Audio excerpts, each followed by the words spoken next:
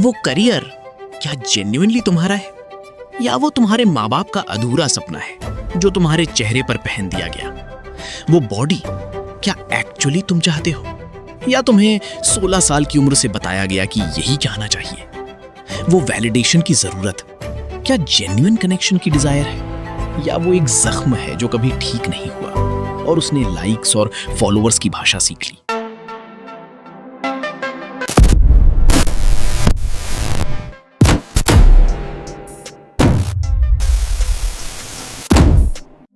तीन नंबर्स।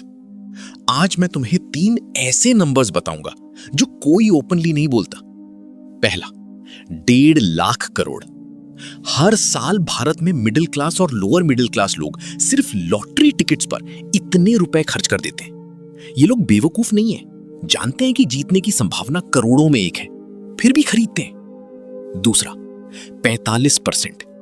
भारत जैसे देश में जहां जॉइंट फैमिलीज हैं, जहां त्योहार हैं, जहां पड़ोसी बिन बुलाए आ जाते हैं, ऐसे देश में 45% लोग खुद को अकेला महसूस करते हैं। तीसरा, 2030।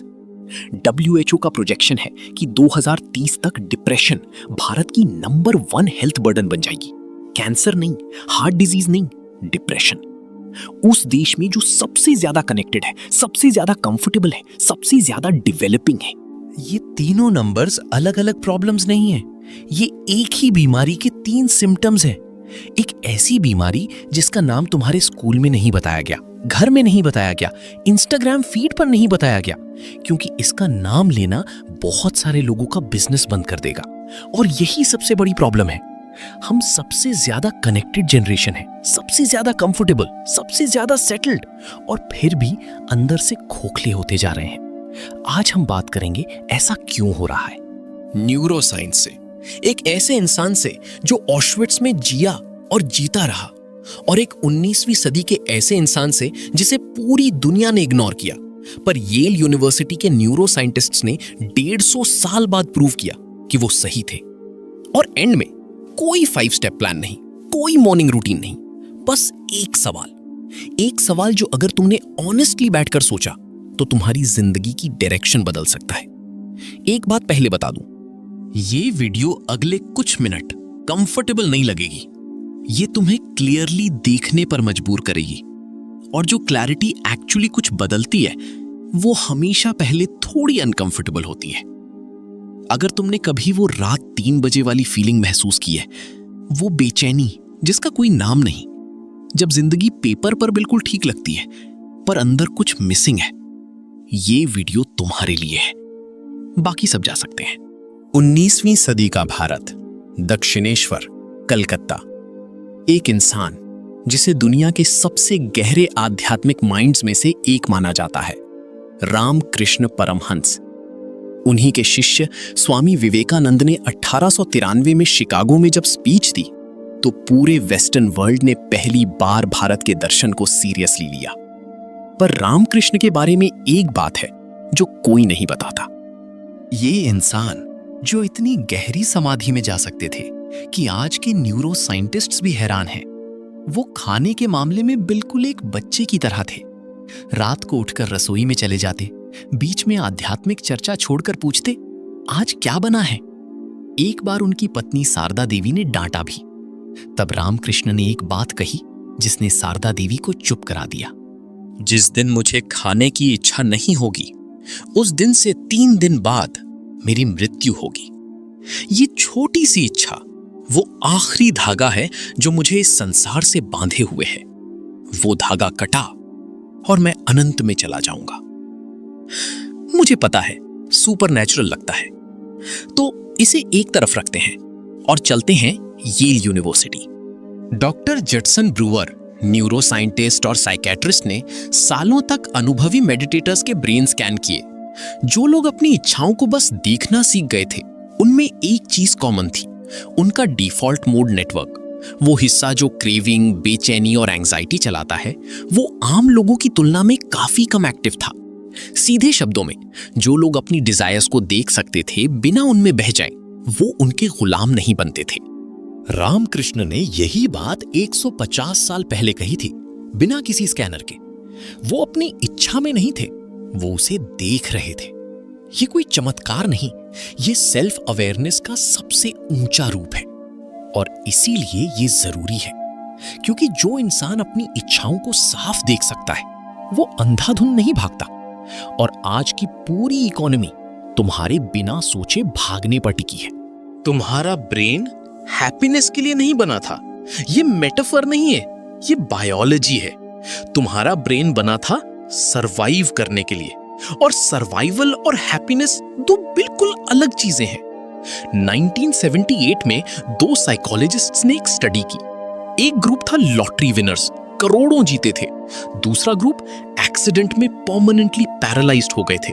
1 साल बाद दोनों ग्रुप्स को चेक किया। दोनों ऑलमोस्ट एग्जैक्टली वहीं थे जहां पहले थे। इमोशनली ब्रेन हर चीज के साथ एडजस्ट कर लेता है, अच्छी के साथ भी, बुरी के साथ भी। इसे कहते हैं हेडोनिक अडैप्टेशन। और यही वो चीज है जो तुम्हें सीरियसली सोचनी चाहिए। वो प्रमोशन, वो पैकेज, 20 LPA, 30 LPA, 50 LPA, वो घर, वो रिलेशनशिप, वो बॉडी, तुम वहां पहुंचोगे, सीरियसली पहुंचोगे। और 12 महीने के अंदर तुम एग्जैक्टली वही फील करोगे जो अभी फील करते हो। फिर नई चीज चाहिए होगी, फिर दौड़ शुरू होगी, फिर वही। ये पेसिमिज्म नहीं है, ये वो ट्रेडमिल है जिस पर तुम अभी हो, इसी वक्त। Victor Frankl, psychiatrist, Vienna. Auschwitz, Dachau, 3 साल नाजी कंसंट्रेशन कैंप्स में। उनकी पत्नी मर गई, मां बाप मर गए, उनकी मैन्युस्क्रिप्ट, उनकी पूरी जिंदगी का काम जला दी गई। जो लोग वहां साइकोलॉजिकली सर्वाइव किए, सिर्फ फिजिकली नहीं, उनमें एक चीज कॉमन थी, एक रीजन, एक मीनिंग, कुछ ऐसा जो सिर्फ वही कर सकते थे, या कोई ऐसा जिसे स्पेशली उनकी जरूरत थी।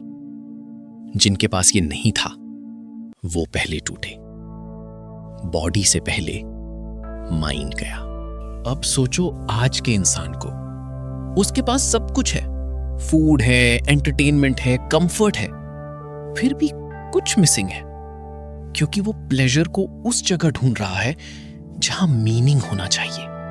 और प्लेजर चाहे कितनी भी इंटेंस हो, मीनिंग की जगह कभी नहीं ले सकती। इसीलिए तुम जिम जाते हो, वो बॉडी मिलती है जो चाहते थे, फिर भी खालीपन।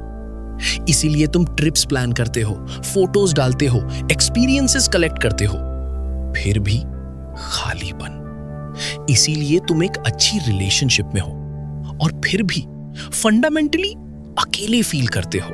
प्लेजर आ गई, मीनिंग नहीं आई, और तुम्हारा ब्रेन दोनों का फर्क जानता है, चाहे तुम जानो या नहीं। तो ये है वो एक सवाल जो मैंने प्रॉमिस किया था। कोई फ्रेमवर्क नहीं, कोई लिस्ट नहीं, एक सवाल। इसके साथ बैठो, जल्दी मत करो। जो चीजें तुम्हें अभी सबसे ज्यादा अर्जेंटली चाहिए, क्या वो एक्चुअली तुम्हारी हैं या वो तुम्हारे अंदर इंस्टॉल की गई हैं किसी और के डर से, किसी और की एक्सपेक्टेशन से, किसी एल्गोरिथम से? वो करियर क्या जेन्युइनली तुम्हारा है या वो तुम्हारे माँ बाप का अधूरा सपना है जो तुम्हारे चेहरे पर पहन दिया गया? वो बॉडी क्या एक्चुअली तुम चाहते हो या तुम्हें 16 साल की उम्र से बताया गया कि यही चाहना चाहिए? वो वैलिडेशन की जरूरत क्या जेन्युइन कनेक्शन की डिजायर है या वो एक जख्म है जो कभी ठीक नहीं हुआ और उसने लाइक्स और फॉलोअर्स की भाषा सीख ली? जिस डिजायर को तुमने देख लिया वो तुम्हें गुलाम नहीं बना सकती।